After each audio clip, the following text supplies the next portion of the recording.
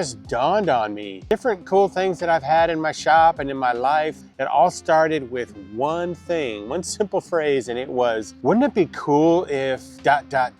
So I'm going to share some of the cool things that have happened, that are happening now, and will happen in the future just because of that. Stick around. This is very fascinating. Okay, so let me just give you some examples before I even started my shop of this, wouldn't it be cool? I used to love to golf and don't have much time to do anymore, but I remember thinking, man, wouldn't it be cool if I could teach golf? That would be awesome. And with that thought, I ended up getting certified and then teaching golf. And then I thought, man, wouldn't it be cool if there was like a PGA tour for just the average golfer? So I started one. It just started with a thought, which was pretty cool. Wouldn't it be cool if I could spend my life doing what I enjoy doing, which is helping people and doing life coaching and mentoring and helping people get unstuck? Wouldn't it be cool if I could start my own shop? I could flip cars and that would give me time to mentor people and to help people. And in 2008, that's what I did. I opened up my first shop. And then I thought to myself, man,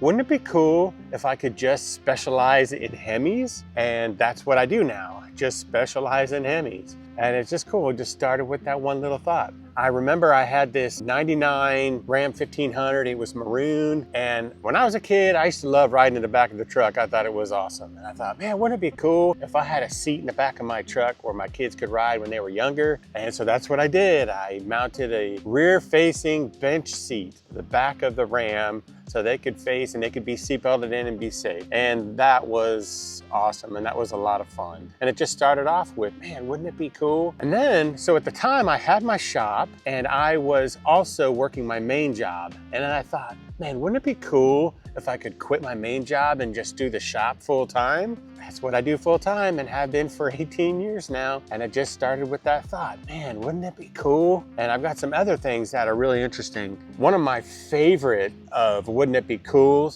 was, I just had a thought one day, like, wouldn't it be cool if we could just do a one-day turnaround on engine swaps for people? Well, we tried it and it did great, it worked. And then we started advertising that we could do a one-day deal for people that have to travel from larger distances. Because at the time, people were bringing their vehicles, 5-6 hours away. We've had people from Oklahoma, of course, Arkansas, Kansas, Missouri, Texas, Nebraska, Colorado, Tennessee. And so they would come 8:30 in the morning and we would pull their motor out, install that we've rebuilt, and they'd be hitting the road by 5:30. Since then, we've done hundreds of them, which is crazy if you think about it. A one-day motor swap. It just started with that whole idea of, man, wouldn't it be cool if? So just think about that for yourself. What things there have been that have come to your mind, like, wouldn't it be cool? You just kind of stopped at the idea. Wouldn't it be cool if your wouldn't it be cool came to be? I would love to see that.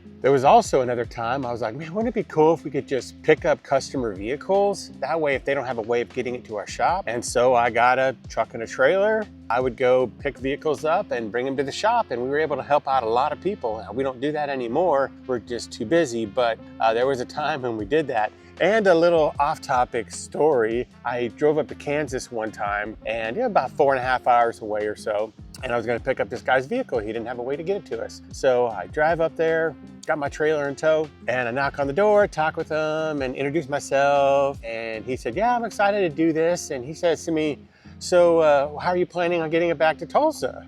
And I turn around and I'm like, my trailer. And I look back and the trailer's not on my truck. And it was on there when I left my shop. I did stop for gas. Somewhere along the way, it disappeared. And I figured out later, I had one of my guys switch from a smaller trailer I had to that. And he did, but he forgot to change the ball. It was a 1 7/8 ball on the small trailer and a 2-inch ball on the car hauler. That had a winch on it that I really liked. So yeah, I drove back and forth down that highway. I never saw it. I called the highway patrol, the turnpike authority, everything I could think of. And there was no sign of it. No accidents, no nothing. So somebody got a free trailer. Anywho, off topic, I had to share that story. Man, that sucked. So now the stories took a little bit of a different turn to where it was more like Inventions type stuff, where I could say, man, wouldn't it be cool if I didn't have to take my cylinder heads to to a machine shop to get done. And so I invented my cylinder head resurfacer from a treadmill. I had a lot of problems with Hemi lifters ticking. I was experimenting with aftermarket lifters, brand new ones, and they were just bad. And I was like, man, wouldn't it be cool if there was a way to test these lifters? And so I made a Hemi lifter tester, which has saved us a ton of money since then. Another one was pulling Hemi lifters out can get kind of annoying. It's not impossible, it's just frustrating and annoying. And I thought, well, wouldn't it be cool if there was a tool that could pull those out? And I did some research, and there's not really tools. There's tools for getting ones that are stuck in there that have like a slide hammer. But I didn't need anything like that. So I made one. Wouldn't it be cool if there was a Hemi lifter puller? Well, there is now. Awesome. Once I created that, man, wouldn't it be cool if I just had a place to put the lifters? There wasn't anything out there, so I made one. Then I figured out a hack to bleed lifters, which I've showed in previous videos. And I thought, man, wouldn't it be cool if you could just do this much simpler and much faster? So I made one. It all started with, wouldn't it be cool if, think about it again for your own life. Have you ever thought, man, wouldn't it be cool if blah, blah, blah, blah, blah? Maybe you could just pursue that, and maybe that takes you on a different path in your life, one you never thought could have been. And then I had one of my greatest wouldn't it be cool if. So as you know, people getting into the tech field as far as automotive tech has dwindled down over the years. So there's less and less techs. It's getting harder and harder to find good people and good help. And then on top of that, I have 5 kids, and none of them are interested in taking over my business, and I've had it for 18 years. So I didn't want that to go to waste. So I was like, well, wouldn't it be cool if there was some way of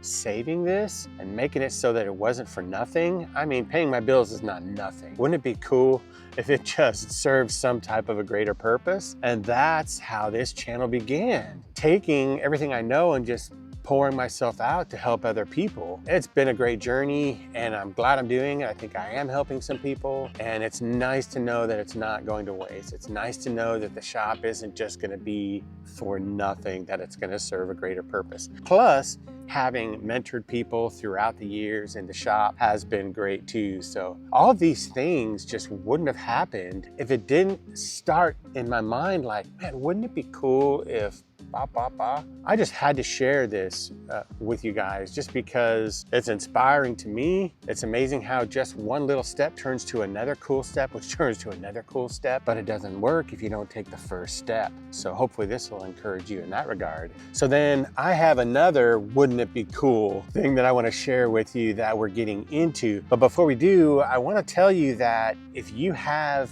an experience like this, I would love to hear about it. Also, if you've developed a tool or a way of doing something, I'm going to be featuring more and more people and the solutions that they've come up with, because I feel like a lot of people are interested in that. I'm very interested in that. Like, I'm pumped to go meet this guy today and to find out from him what was his journey in developing the tool that he has. We have a link down below. Go ahead and click on that link and just submit what your idea was, what the problem was you were trying to solve, what was the greatest obstacle to solving that problem. We may feature you on the channel and what you've come up with, because I think a lot of people would love to see that, and I want to see more of that stuff. So here's one of my last wouldn't it be cools if. It's exactly what I just talked about. Now, wouldn't it be cool if we could give others a voice and give others exposure for the hard work they've done in developing their tools? So a couple weeks ago, we did our first gentleman who created a cylinder hone from a drill press. And he did such a great job. His name is Bill. I loved seeing that. Last week, we featured a guy who made his own dyno using brake pads and rotors, and he went through an experiment. It was like 3 phases, and by the time the 3rd phase came around, he had this functioning dyno where he could capture data. And I love that kind of stuff. The place I'm going to right now is a guy that has invented several different things. I'm getting ready to talk with him about what his journey was like. It was just another thing, man. Wouldn't it be cool? And that's what I want to do. I want to feature you guys with the cool stuff that you have. If you don't have anything like that, but you know somebody that does, I would love to see it, whether it's shop related, automotive shop related, or it could be woodworking shop, or it could be any kind of a tool that's even outside of the range. Would love to see that stuff. I think if you like tools, you like tools. I think a lot of people would love to see that. Click the link down below if you want to submit a tool, or if you know somebody that has a tool they want to submit. So the cool part of that is we're not just sharing the stuff that I build, which I have some more stuff coming out, but we're featuring other people's stuff too, which is exciting. So it's exciting for them too. They can get acknowledged and recognized, and they deserve to be. So you do.